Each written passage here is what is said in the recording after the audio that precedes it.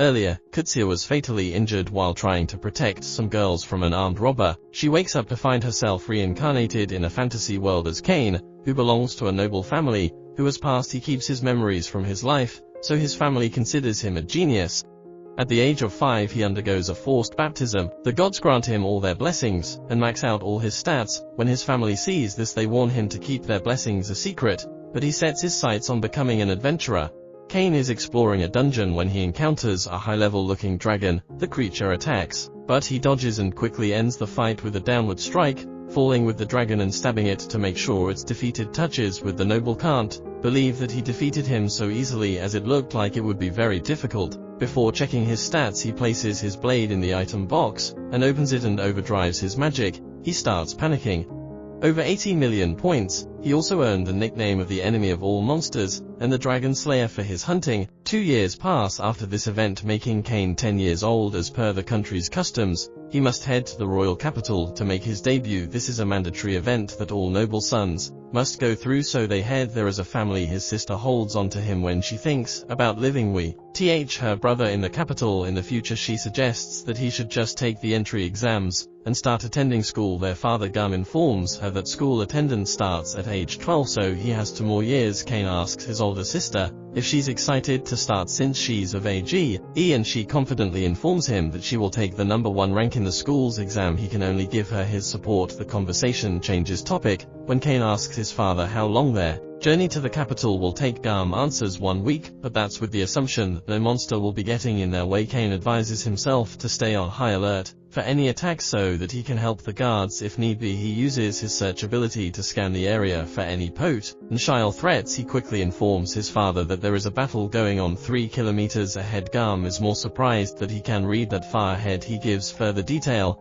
that there are a few dozen monsters that have swarmed around 10 people. Their father informs his men to pick up tea. He pace. He also sends 2 guards ahead to help. Kane notes that judging by the speed at which they are writing, they will not make it in time. He decides to go ahead and jumps out of the moving carriage. To his parents' horror, he uses wind magic to soften his landing before activating a boost spell. That allows him to cover the distance in a ridiculously short time. Even the guards don't realize it's him. Meanwhile, on the battlefield, the humans are on a serious back foot as many soldiers lay injured, and worse, one of the last men holds.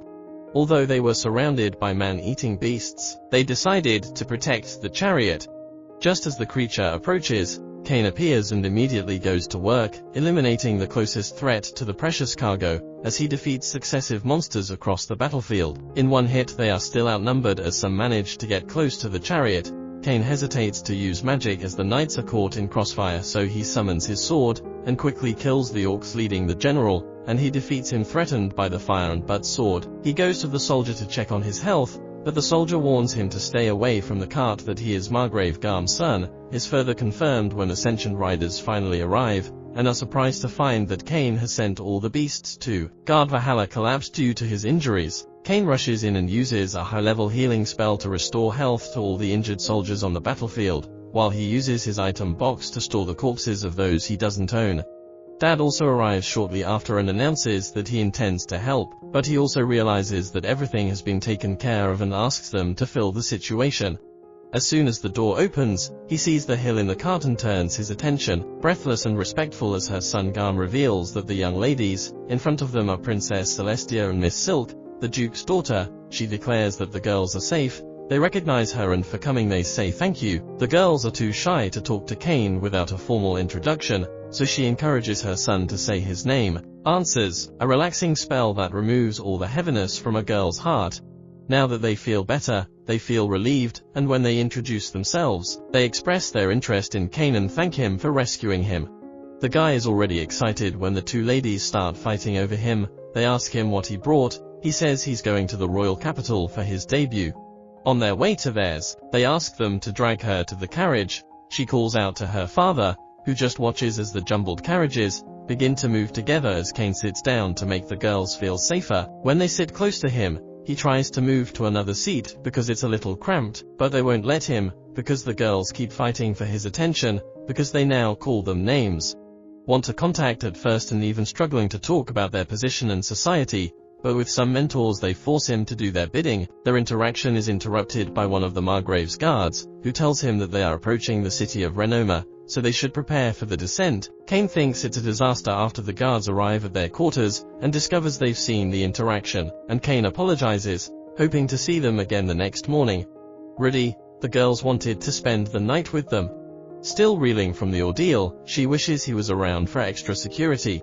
Graham overhears them and pleads with them to reconsider, as it's a bit inappropriate for them to be in the room. The girls say they've hurt themselves too badly, and are worried the monster will attack again. At night, the royals do not want to take no for an answer, because Kane is the strongest among them. They want him as their defender. He has no choice but to agree, even though he is in the room. Although he wants it to be big, he wants the bed space very far away from theirs. Like the true Sigma he is, his father warns him to be careful, and remember who he represents. Night falls, and Kane enters the room. He's a bit disappointed that the beds are so close together. The girls make him take the middle bed and move them closer, essentially making one giant one. They claim that they are scared so that they can get closer to him, and it works. It has been several days since that first night, and Kane hasn't had a wink of sleep, because he is being too nervous to relax. It shows on his face, as he has giant bags under his eyes. After a few days, they finally arrive at the royal capital. He gets excited seeing the royal palace, and when they exit the carriage they are greeted by Vice Captain Gazard,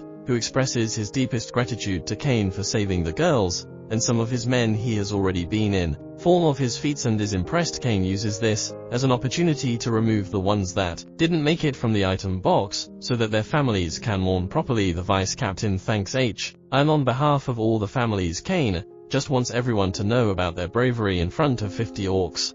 Not only families, but their fellow knights will hear the tale. With that settled, Kane prepares to leave, but the Vice Captain holds him, and notifies him that he has an audience with the king. This shocks him, because he has only just arrived in the capital not long ago. Gazard leads him to the king's hall, where nobles already line the area. He makes his way to the king, and shows respect before he is instructed to raise his head. The Duke begins to narrate the dire situation Silk and Celestia found themselves in, and how Kane single-handedly defeated all the orcs including the general. The nobles beg him to mutter among themselves, till they are told to be silent. Some of the nobles step forward in disbelief that a child was capable of such a feat. The Duke announces that the crown wishes to reward him before handing over the floor to the king. He begins by commenting on his outstanding work, as he is certain that if he wasn't there the girls would not have survived. With this in mind, he gives Kane the title of Baron. He will also be granted 10 platinum coins and a mansion of his own. The other nobles can't believe that a 10-year-old has been granted a peerage. One salty noble,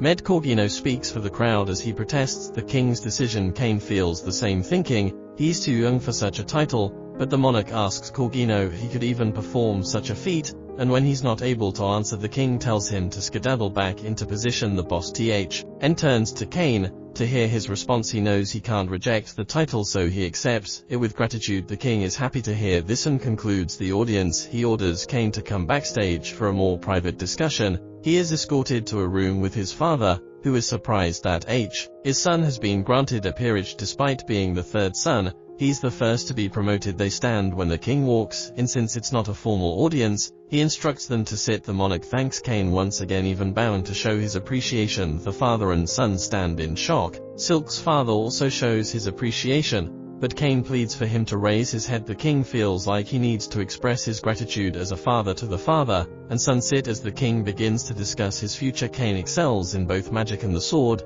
and he has the protections of gods. He's the equivalent of a nuke in our times. As such, there is no way the kingdom will leave a talent like that to their own devices. That is why he made him a baron. It means he will receive payment according to the official regulations, since his mansion has to be maintained. The king tells him to talk to his dad if he has any questions about nobility. He also expresses his wish for him to take Telester's hand in marriage. The Duke also wants the same for Silk. This surprises Kane, but it makes the girls happy. The monarch explains that they will be engaged till they reach adulthood and then get married. They try to make him take responsibility since the girls have already expressed interest, but it is revealed that this speech was all part of their game plan. The poor lad looks over to his dad for his opinion, but he just turns his face away, which doesn't help.